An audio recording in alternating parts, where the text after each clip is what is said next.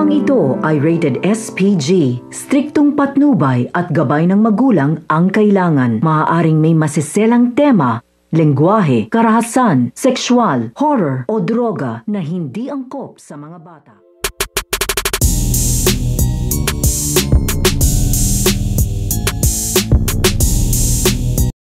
Ang muling paghaharap at pagtutuos ng Talpos Aguila at ito nga si Kado Dalisay dito nga kay Renato, dahil nagtagumpay na nga sila dito sa sugpo nga nila dito nga kay Lily, Lita at dito nga kay Armando, ay isusunod nga nila dito kaagad ito nga si Renato. Kaya agad-agad nga dito nagplano ito nga Talpos Aguila at pinagplanuhan nga nila dito ang kanilang pagsugod dito nga sa kampo nito nga daw ni Lucio, dahil nalaman na nga nila dito na ito nga daw si Renato ay nakipagtulungan o nakipag-alyansa dito nga daw kay Lucio. Kaya sa pagsugod nga nila dito nga sa kampo nito nga ni Lucio ay mapapasabak nga sila sa matinding bakbakan at magkakaroon na nga dito ng pagkakataon na magkaharap nga ito nga si Kado at ito nga si Renato. So pakakaabangan natin dito kung ano nga ba ang mangyayari dito nga sa harapan nito nga ni Kado Dalisay at ito nga si Renato. Yan ang ating mga makakatutukan at makakaabangan dito nga lang sa FPJ San Provinciano.